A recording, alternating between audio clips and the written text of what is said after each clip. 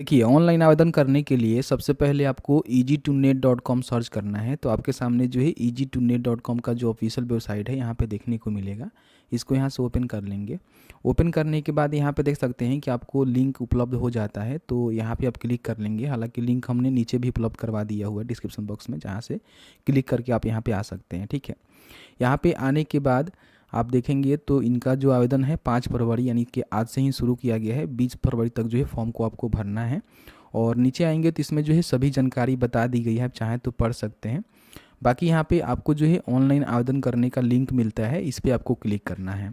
ठीक है, जैसे ही क्लिक करेंगे तो आप यहाँ पे देख सकते हैं बिहार लघु उद्यमी योजना में आवेदन करने की जो प्रक्रिया है यहाँ पे बताई गई है, और साथ ही साथ इनका जो पंजीकरण करने का लिंक है उसको भी यहाँ पे एक्टिवेट कर दिया गया है।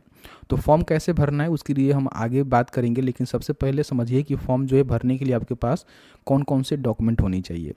देखिए, डॉक्यूमेंट की हम बात करें तो यहाँ पे सबसे पहले तो आपका जो उम्र है ना 18 वर्ष से लेकर 50 वर्ष के बीच में है, तो आप फॉर्म को भर सकते हैं। किसी भी कैटेगरी से आते हैं कोई मतलब नहीं है, आप जनरल हैं, एसी एसटी हैं, बीसी बीसी हैं, सभी लोग जो यहाँ पे फॉर्म को भर पाएंगे। लेकिन फॉर्म भरते समय इन बातों का ध्यान रखेंगे। इससे पहले जो नोटिस जारी किया गया था उसमें बताया गया था कि परिवार में जो है एक ही सदस्य फॉर्म को भरेगा जिसका उम्र 18 से लेकर 50 साल के बीच में होनी चाहिए। साथ ही साथ उनका जो पारिवारिक आय प्रति माह 6,000 रुपये से कम होना चाहिए।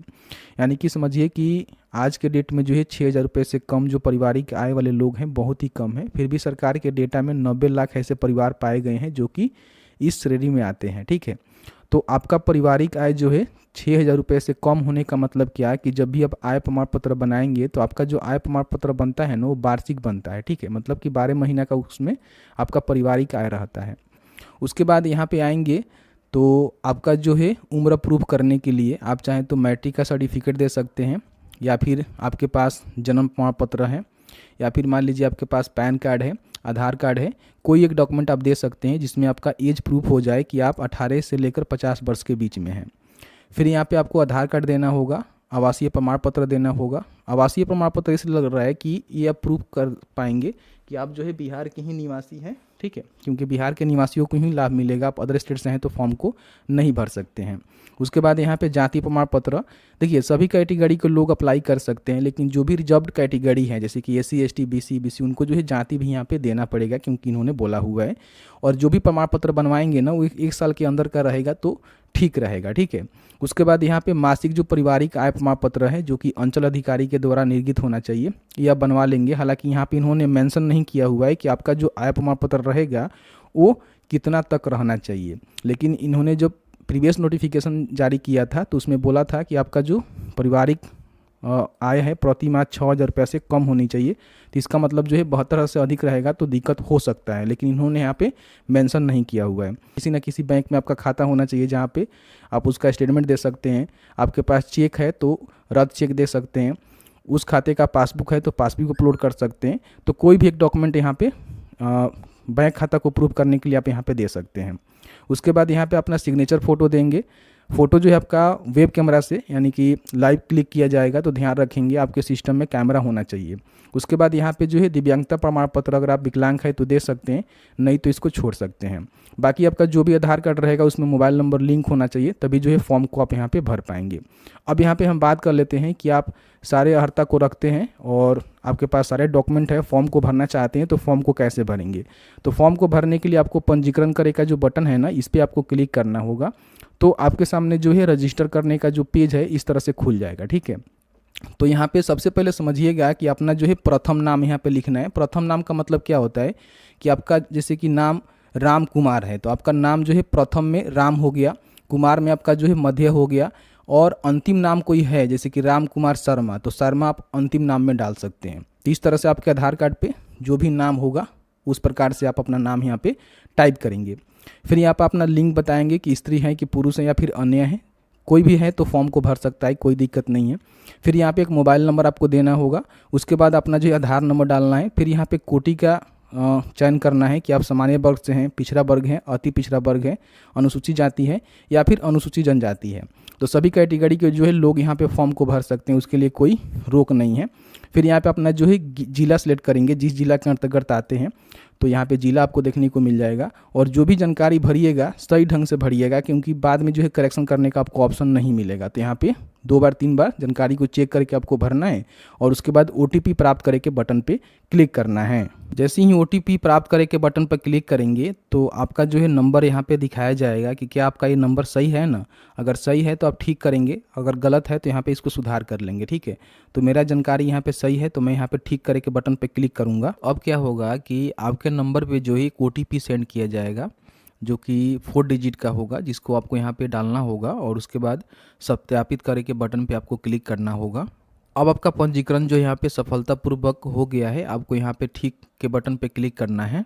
अब यहाँ पे आपके सामने जो है लॉगिन का पेज आएगा, जहाँ पे आपने जो भी आधार नंबर को डालकर रजिस्टर किया हुआ है उस आधार नंबर को यहाँ पे डालेंगे, OTP प्राप्त करे के बटन पर क्लिक करेंगे। अब आपके आधार कार्ड के साथ जो भी मोबाइल नंबर लिंक है उस पर एक OTP सेंड किया गया है, OTP आपको यहाँ पे डालना है, लॉगिन करे के बटन पे क्लिक करना है। जैसे ही आप लॉगिन कर लेंगे तो आपके सामने जो है आवेदन प्रपत्र खुल जाएगा, जहाँ पे सबसे पहले आवेदक का जो है व्यक्तिगत जानकारी आपको भरना है, जिसमें उसका नाम क्या है, रजिस्ट्रेशन करते समय जो भी जानकारी दिए हुए हैं वो जानकारी के माध्यम से यहाँ पे जानकारी ले लिया गया है।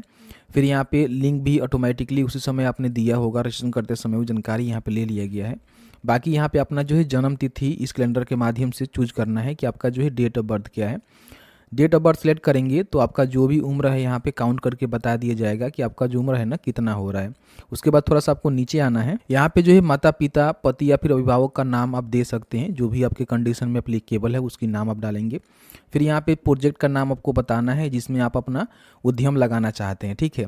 तो यहाँ पे देखेंगे विभिन्न प्रकार के जो है काम है, तो कोई भी काम में अपना जो है उद्यम लगाना चाहते हैं उसकी जानकारी आप यहाँ पे सिलेक्ट कर लेंगे। जैसे कि मान लीजिए मुझे IT बिजनेस करना है, ठीक है, तो मैं यहाँ पे IT बिजनेस सिलेक्ट कर लिया हुआ हूँ। तो इसमें बहुत सारे ऐसे काम आते हैं, तो आप अपने अकॉर्डिंग 62 प्रकार के जो है अलग अलग यहाँ पे प्रोजेक्ट का नाम दिया गया है, जिसमें से जो भी आप काम करना चाहते हैं उस काम को आप यहाँ से ईजी जो है सिलेक्ट कर पाएंगे, कोई भी दिक्कत नहीं है। देख सकते हैं कि स्पाइस प्रोडक्शन हो गया, ठीक है, नमकीन प्रोडक्शन हो गया, नूडल्स मैन्युफैक्चरिंग हो गया, पापड़ एंड बेकरी मैन्युफैक्चरिंग यूनिट हो गया।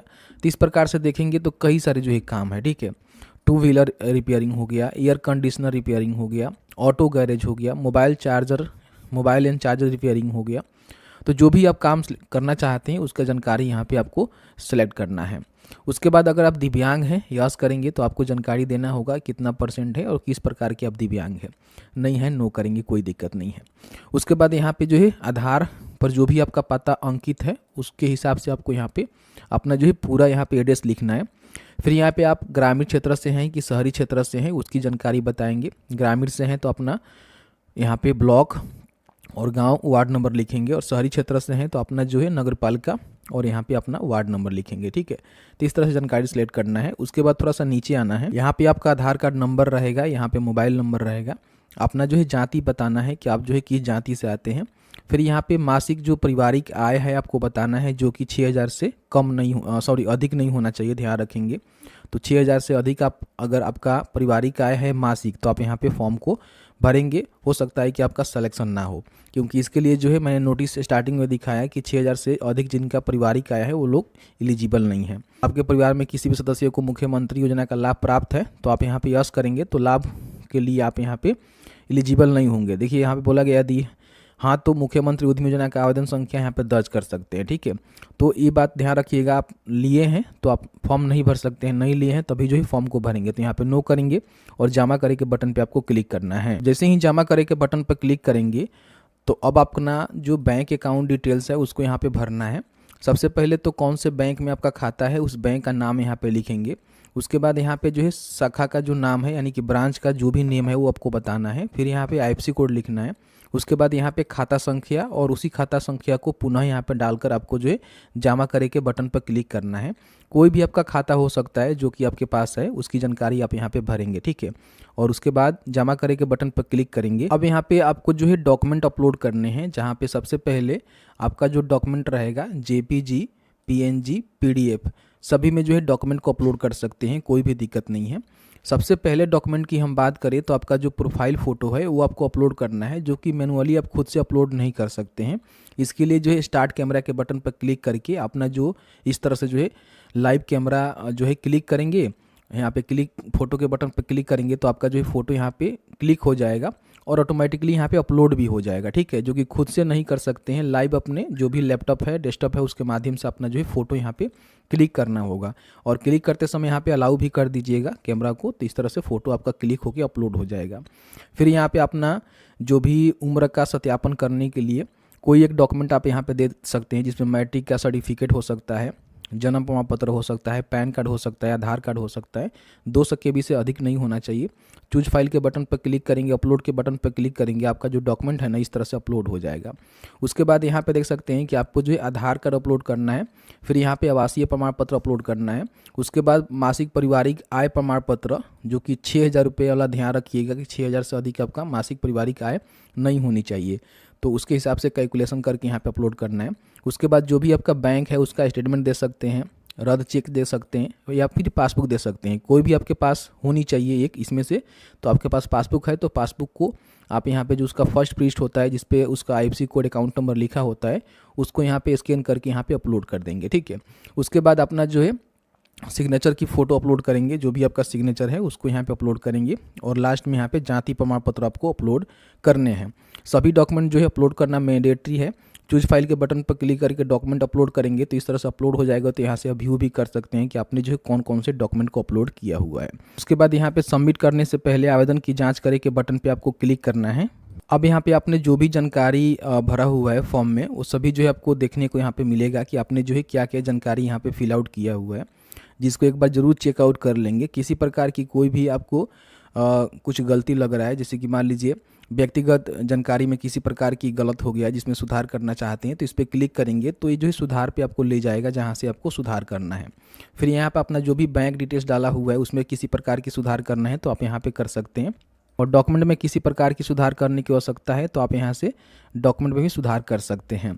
आपको लगता है कि हमने जो है सभी जानकारी सही सही फिल किया हुआ है, किसी प्रकार की कोई दिक्कत नहीं है, तो आवेदन जमा करे के बटन पर क्लिक करेंगे तो आपका जो आवेदन है यहाँ पे जमा हो जाएगा। ध्यान रखेंगे आवेदन जमा करने से पहले अपना पूरा जानकारी चेक कर लेंगे, क्योंकि एक बार फॉर्म को सबमिट कर देंगे उसके बाद दोबारा आपको जो है फॉर्म में किसी प्रकार की करेक्शन करने का मौका नहीं मिलेगा।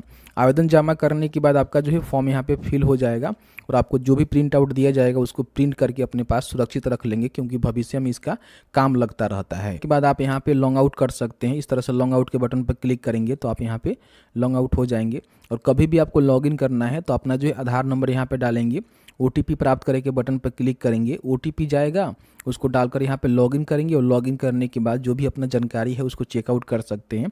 अगर आपने फाइनल सबमिट नहीं किया हुआ है तो उसमें किसी प्रकार की करेक्शन कर सकते हैं, लेकिन अगर आपने फाइनल सबमिट कर दिया होगा तो उसमें किसी प्रकार की आप करेक्शन नहीं कर सकते हैं।